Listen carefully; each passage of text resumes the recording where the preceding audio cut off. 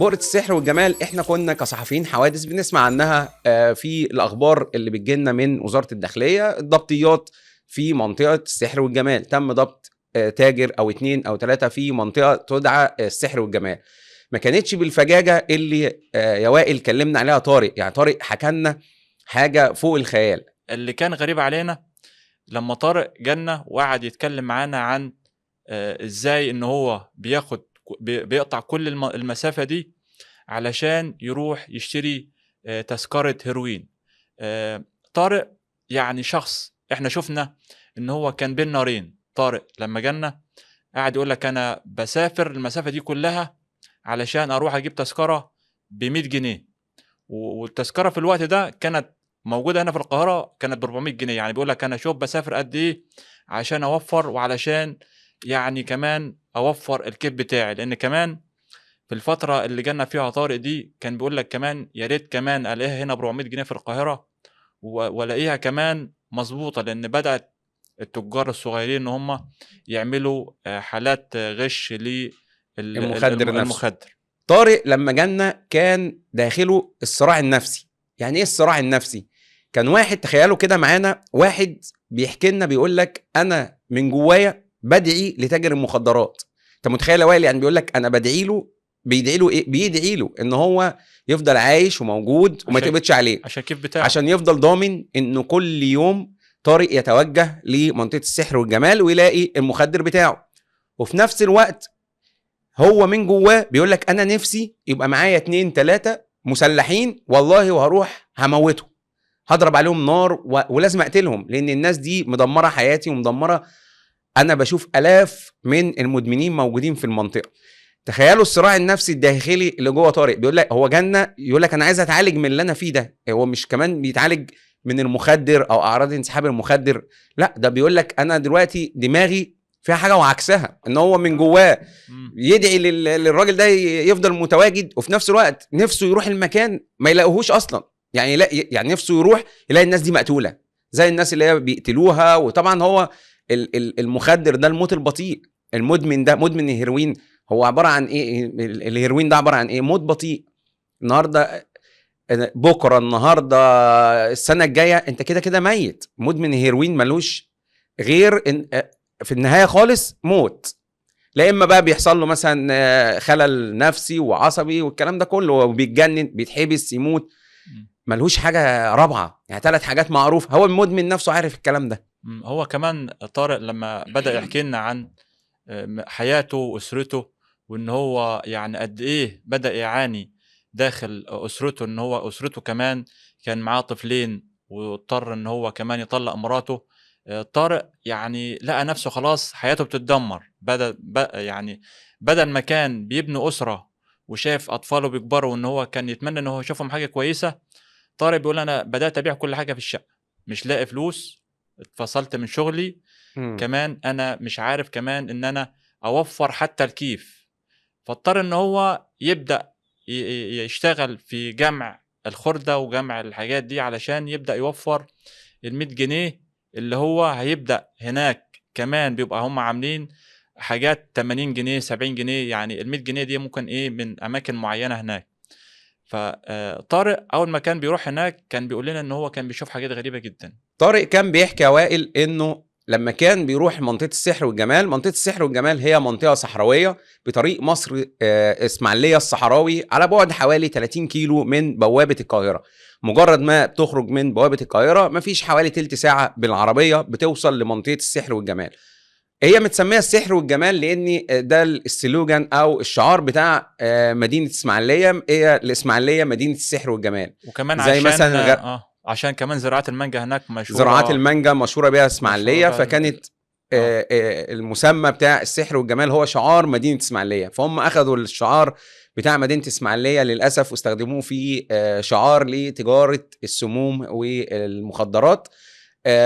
طارق كمان بيحكي عن المشهد اللي كان موجود على طريق مصر اسماعيلية الصحراوي. مجرد وانت ماشي بعربيتك كده، لو بصيت في المنطقة على ايدك الشمال يا وائل، بيقول لك كنت تلاقي العربيات مصطفى كده على جانب الطريق مستنيه طبعا الدخول. هناك الدخول التجاره طبعا بنظام طبعا الدخول بيبقى مع غروب الشمس، بيستنوا غروب الشمس، وبعد كده بيبتدي يتصل واحد واحد بالتاجر ويدخله جوه عن طريق التليفون وعن طريق اشارات معينه بتتم مع التاجر. مش بتخش كده وخلاص، لان طبعا مسلحين جوه وايه وحافظين المكان وكاشفين كل اللي داخل.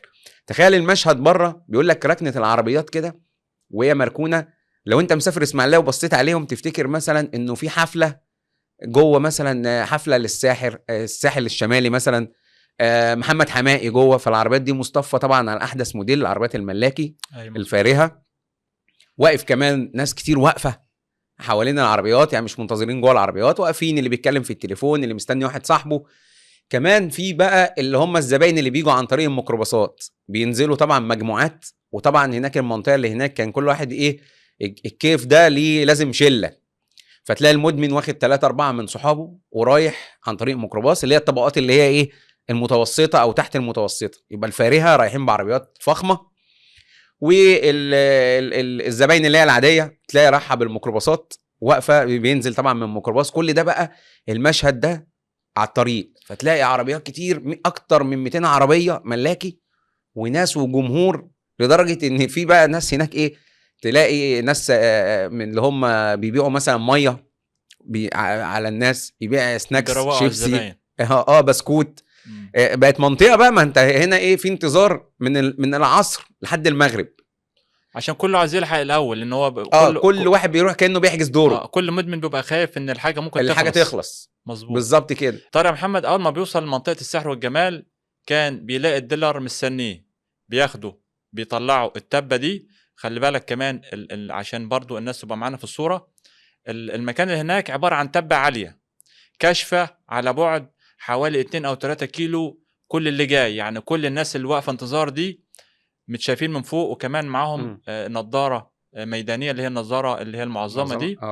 بيبداوا يشوفوا بيها شكل اللي جاي، لان هو برضو عارفين زباينهم، عارفين الناس الجديده. اول ما بيروح هناك بيبدا الديلر يبدا ياخده الى داخل المنطقه، بيمشي حوالي 2 كيلو متر بالكشاف بناء على اتصال تليفوني. الاول بيبدا الديلر ده او النادرجي يبدا يعمل كشاف بصوره معينه زي علامه، يعني زي علامه علشان يبدا كمان يدي الامان للديلر اللي هو مستنيه هناك، علشان كمان يبدا يعني ما يحصلش تلابس او يبقى في كمين معمول للناس دي. في الفتره دي لما طارق بيوصل قال لي اول حاجه بيسالوك سؤال واحد فيعرفوا انك انت متعاطي او انك انت مش تبع، انك انت جاي تعمل لهم كمين. بيسالوا سؤال واحد شد ولا حق، بناء على اجابتك هتبدا تحدد انت ايه، انت جاي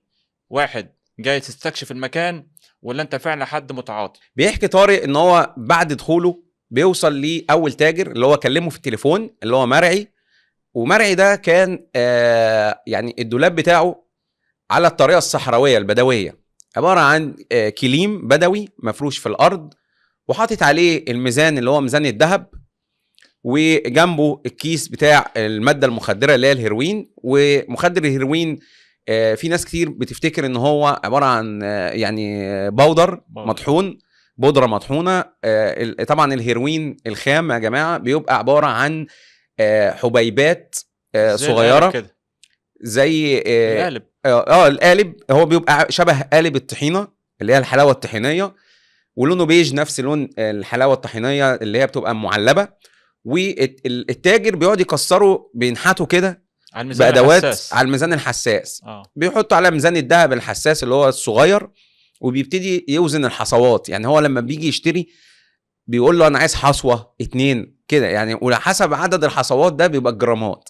يعني مثلا واحد يقول له انا عايز حصوتين، حسب التكسير بتاع الحصوات يوزن له الحصوه بتاعته، طلعت جرام، طلعت 2 جرام. ده كان المعلم مرعي. وكمان قاعد طبعا مرعي ده راجل كبير في السن حوالي 60 سنه، وكان بيبقى قاعد طبعا بالبندقيه الآلي والطبانجه في جنبه، وطبعا واقف 2 نادرجيه حواليه مسلحين طبعا بالبنادق الآلي، غير النادرجي اللي هو بيقابلك في اول الطريق اللي بيدخلك بالكشاف. انت كده بتمشي مسافه كبيره جوه، بتمشي حوالي كيلو، كيلو ونص. وطبعا الدخول ده مش بتخش بقى على مهلك، لا بتخش تجري.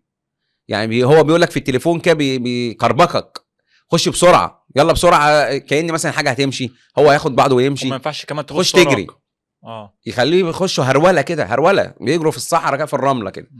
طبعا مهانه وذل غير عادي يعني للمدمنين اللي كانوا بيقبلوا على المكان ده. وعندما بيوصلوا زي ما قلنا بيقابل بقى التاجر، بيوقفهم صف، ربنا يكفينا الشر، حاجه كده 400 واحد اوائل واقفين صف، اللي بيوقفهم ايه؟ فردين. فطبعا التاجر يا جماعه عايز يتحكم في 400 واحد، و400 واحد دول بيعانوا من الاعراض الانسحابيه، يعني مخدر الهيروين بيبقى عصبي، مندفع، مش على بعضه. فعايز يحكمه، هيحكمه ازاي؟ اول ما يقعد كده يا باشا، دخلوا يقفوا صف، يضرب طلقتين في الهواء عشان يعمل لهم عمليه رهبه، يرهبهم. طب واحد خرج من الصف، طلقه ملوش ديه، طلقه طلقتين كده، طق طق، خلاص هو كده ايه؟ ظبط اليوم. كده ال400 هيحصل لهم ايه؟ هيترعبوا. صحيح. انتوا متخيلوا مثلا طابور، مشهد طابور، واحد ماسك الطبانجه، هو راجل دموي، راجل عليه احكام، راجل مش فارقه معاه اي حاجه في الدنيا غير جمع الفلوس. هو عايز يجمع الفلوس في اقرب وقت ممكن، اقعد اشتغل شهر شهرين هجمع فيهم كام مليون. هو بقى في ايه؟ في عقيدته كده، في خياله ان هو هيجمع الكام مليون ويتوكل على الله، ايه كده عمل ايه؟ المصلحه. جاله بقى حد زعق، يعني صوته عالي، لا زعق دي بقى موضوع تاني. يعني واحد زعق طلقتين في دماغه، وحصلت واكتر من واقعه.